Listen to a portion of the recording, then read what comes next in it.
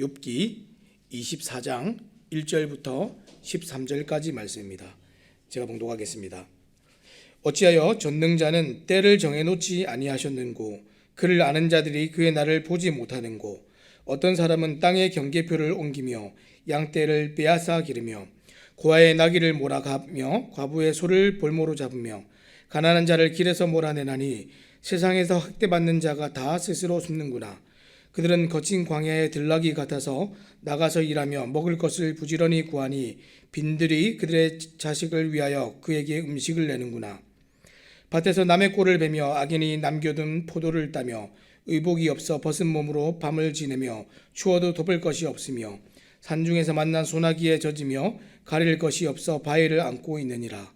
어떤 사람은 고아를 어머니의 품에서 빼앗으며 가난한 자의 옷을 볼모 잡음으로 그들이 옷이 없어 벌거벗고 다니며 곡식 이삭을 나르나 굶주리고 그 사람들의 담 사이에서 기름을 짜며 목말라 하면서 술틀을 밟느니라.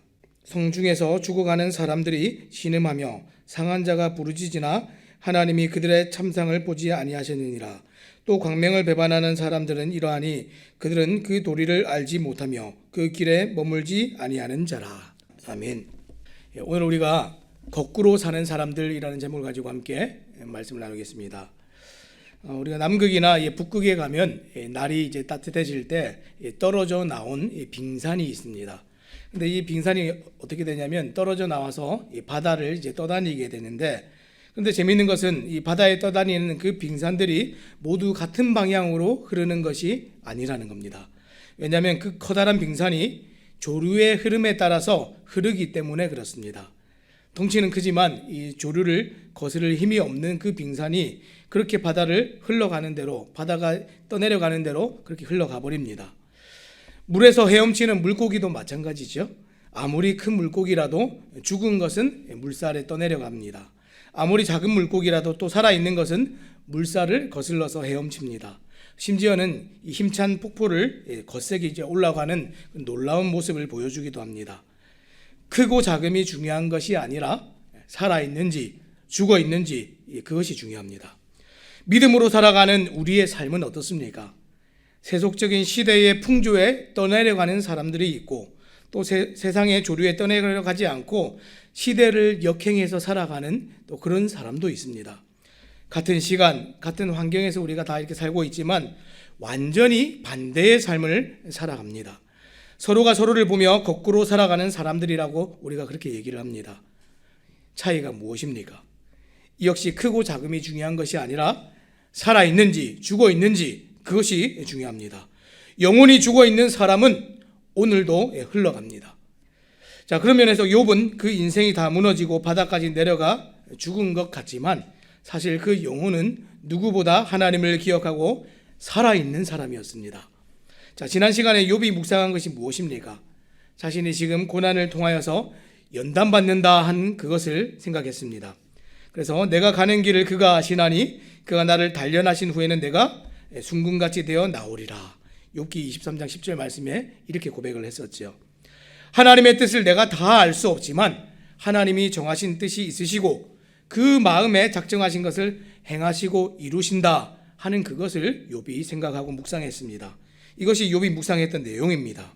자, 그리고 악인에 대해서도 우리가 다 알 수 없지만 하나님께서 그 정하신 뜻대로 행하고 계시다 하는 것을 욥이 확신했습니다. 자, 1절 말씀 보겠습니다. 어찌하여 전능자는 때를 정해놓지 아니하셨는고, 그를 아는 자들이 그의 날을 보지 못하는고. 자, 욥은 하나님께서 악인들을 결국 심판하신 것을 알았습니다.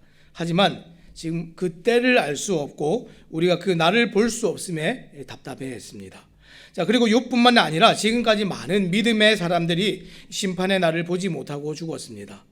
아벨도 악인의 심판을 보지 못하고 죽었습니다.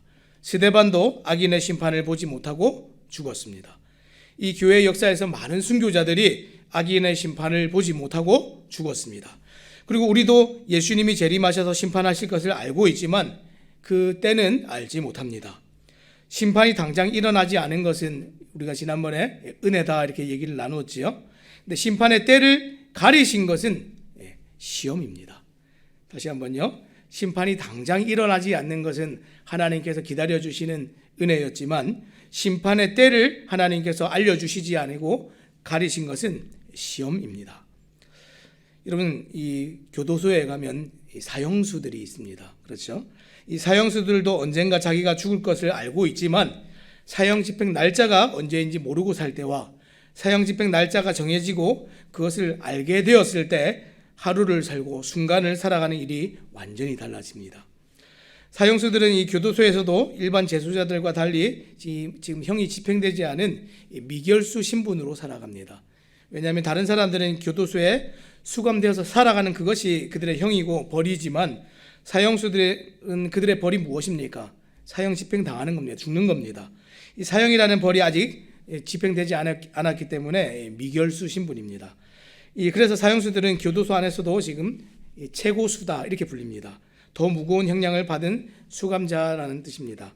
더 다른 사람들은 이제 이렇게 최고로 받은 사람이 없다 하는 뜻인데, 더군다나 지금 1997년 이후로 우리나라는 지금 사형 제도는 있지만 형이 집행되지 않아서 실질적으로 사형 폐지 국가로 분류가 되어 있습니다.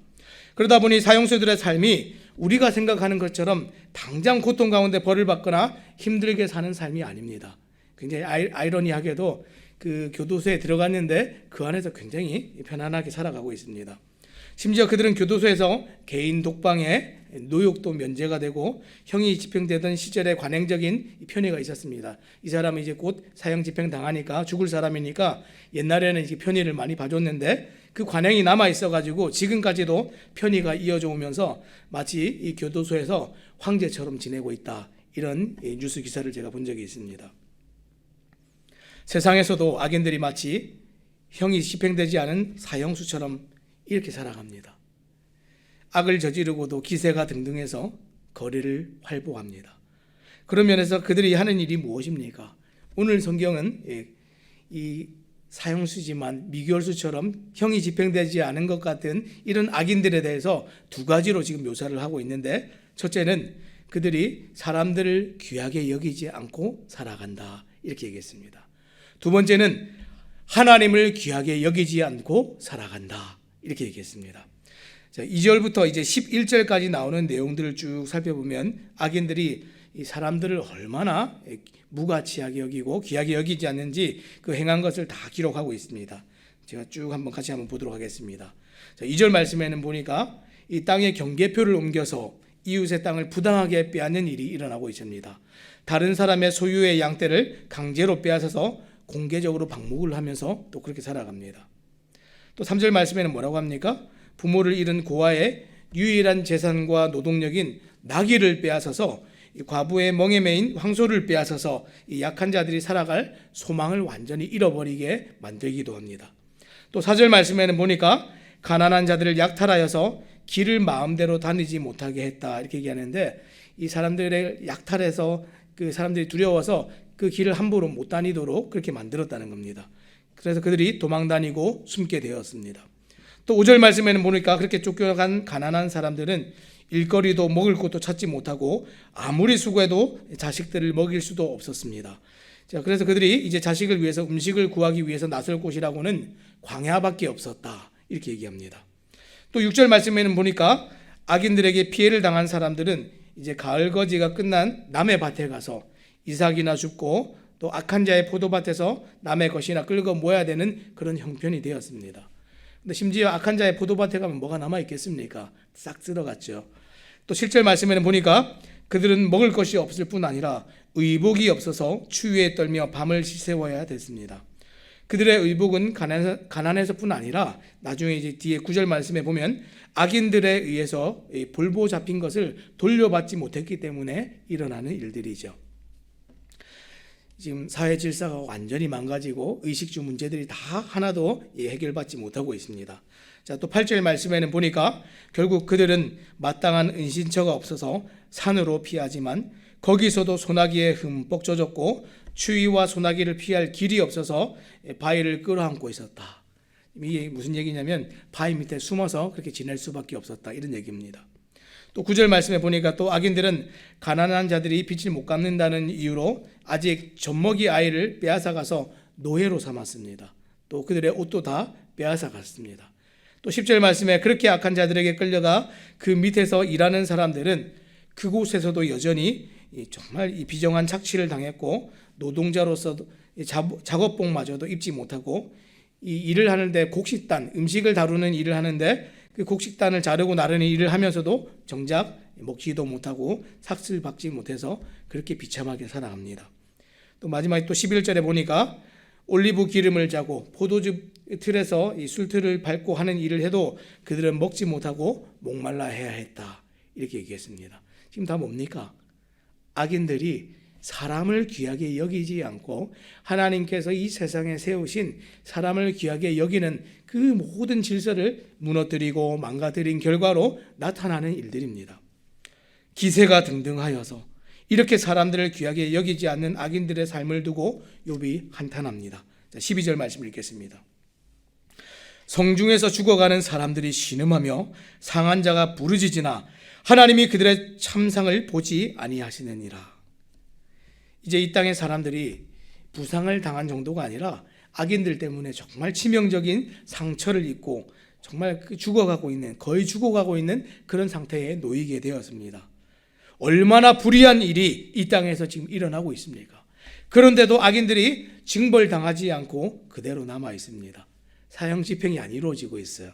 그러니까 이 사람들이 얼마나 더 기세등등한가 욥이 이렇게 얘기합니다. 그래서 욥은 이렇게 하나님의 형상을 가진 사람이 망가져가는 것을 바라보면서 하나님께 지금 항변을 하고 있습니다. 하나님, 왜 못 본 채 하십니까? 보셨지 않습니까? 왜 가만히 계십니까? 여러분, 지금 하나님께서 지금 못 본 채 하시거나 사람들의 고통과 아픔을 지금 모르시는 것이 아닙니다. 왜냐하면 악인들이 사람을 무가치하게 여기며 행했던 모든 악한 일을 지금 하나님께도 똑같이 하고 있기 때문에 그렇습니다. 자, 오늘 읽었던 마지막 13절 말씀 제가 읽어보겠습니다. 또 광명을 배반하는 사람들은 이러하니 그들은 그 도리를 알지 못하며 그 길에 머물지 아니하는 자라. 욥기 24장 13절 말씀을 이제 표준 세번역으로 제가 다시 한번 읽어보겠습니다. 빛을 싫어하는 사람들이 있다. 그들은 빛이 밝혀주는 것을 알지 못하며 빛이 밝혀주는 길로 가지 않는다. 악인들은 하나님께 대하여 지금 죽은 사람들입니다. 빛을 싫어하고 반응하지 않는 사람들입니다. 그런 자들은 세상의 물결이 그들을 데리고 다니는 대로 그저 그렇게 흘러가는 사람들입니다. 힘있고 강한 자들 같지만 세상을 거스를 아무런 힘도 없고 죽은 사람들입니다. 빛 가운데로 오지 못하고 빛의 자녀들과 반대로 완전히 거꾸로 뒤집힌 삶을 살아가고 있는 사람들이 이 악한 사람들입니다. 결국 악한 자들이 사람들을 귀하게 여기지 못하고 포악한 것은 그들이 하나님을 사랑하지 않기 때문에 나타나는 일입니다. 요한복음 15장 18절 말씀에는 이렇게 기록합니다. 세상이 너희를 미워하면 너희보다 먼저 나를 미워한 줄을 알라. 또 요한복음 7장 7절에는 이렇게 기록합니다. 세상이 너희를 미워하지 아니하되 나를 미워하나니 이는 내가 세상의 일들을 악하다고 증언함이라. 하나님께서 세상의 불의를 모르시거나 못 본 채 하는 것이 아닙니다. 세상은 끊임없이 하나님을 미워하고 하나님을 대적하고 하나님을 공격해 왔습니다. 하나님께서 왜 이것을 모르시겠습니까? 지금이라도 당장 심판하실 수 있지만 하지 않으시는 겁니다. 욥은 이 일이 믿는 자에게 고난이 연단이 된 것처럼 악인들에 대한 하나님의 뜻과 계획이 있다 하는 것을 생각했습니다. 심판이 당장 일어나지 않는 것은 은혜였지만 그런데 심판의 때를 가리신 것은 시험입니다. 오늘 주님 오실지 내일 주님 오실지 우리는 알 수 없지요.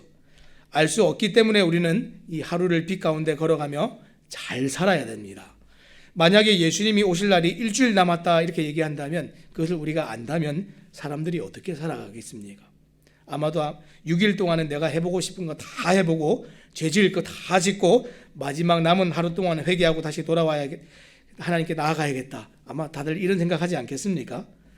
자, 그런 것은 진짜 예수님을 믿는 것이 아닙니다. 자기를 사랑하는 악일 뿐입니다. 자기를 사랑하는 악한 사람일 뿐입니다. 하나님께서는 오늘도 심판의 때를 우리에게 알려주지 않으시고 심판의 때를 딱 가리심으로 여러분들의 삶을 감찰하시고 여러분들의 경건함을 시험하십니다. 사랑하는 여러분, 여러분들은 오늘 어떤 삶을 살아가고 계십니까? 빛 가운데로 걸어가십니까? 아니면 여전히 빛을 등지고 어둠 속에서 거꾸로 살아가십니까? 혹 진리와 상반되게 거꾸로 살아가시는 분들이 있다면 이제 이 세상에 대해서 거꾸로 살아가시기 바랍니다. 여러분은 형제와 자매를 사랑하십니까? 여러분은 하나님의 형상으로 지어진 사람들을 귀하게 여기십니까? 여러분은 그 하나님의 형상을 따라 지어진 사람을 혹 상하게 하고 있지는 않으십니까? 정말 하나님을 사랑하는 사람은 하나님의 형상을 따라 지어진 눈에 보이는 사람을 귀하게 여길 줄 알고 사랑해야 됩니다. 눈에 보이는 사람을 못 사랑하는데 하나님을 어떻게 사랑합니까? 오늘날 세상의 최고의 가치가 무엇입니까? 자기를 사랑하는 겁니다. 자기를 사랑하는 것. 자기를 사랑해서 부를 축적하고, 자기를 사랑해서 사람들을 이용하고, 심지어 자기를 사랑해서 신앙생활하는 어떤 사람들도 있습니다. 그냥 종교생활이죠. 오늘 여러분은 세상의 물결에 흘러가십니까? 아니면 세상을 역행하십니까? 오늘 여러분들은 세상이 우리를 이끄는 대로 그렇게 그저 살아가십니까? 아니면 파도와 폭포를 몸으로 맞으면서도 세상을 거슬러서 거꾸로 살아가십니까? 오늘 말씀을 맺겠습니다. 우리에게 또 하루가 주어졌습니다. 세상이 인정하는 삶의 크기가 우리에게 중요한 것이 아닙니다. 아무리 큰 빙산도 조류를 따라 떠내려가면 그만인 것이죠. 오늘 하루 세상이 나를 데리고 가는 대로 아무 생각 없이 살아간다면 우리는 사는 것이 아니라 죽은 겁니다. 아무 생각 없이 말하고, 아무 생각 없이 행동하고, 아무 생각 없이 선택하고, 아무 생각 없이 세상이 주는 것들을 받아 먹고 마시고 즐기면서 아무 생각 없이 사람들을 상하게 하고 다치게 한다면 우리는 하나님을 사랑하는 것이 아닙니다. 자기를 사랑하는 겁니다. 오늘 하루를 살아가실 때 세상이 우리를 이상히 여길지라도 이 세상의 정신을 우리가 거슬러서 거꾸로 살아가시는 또 새삼침례교회 모든 성도님들 되시기를 우리 주님의 이름으로 부탁드립니다. 기도하겠습니다.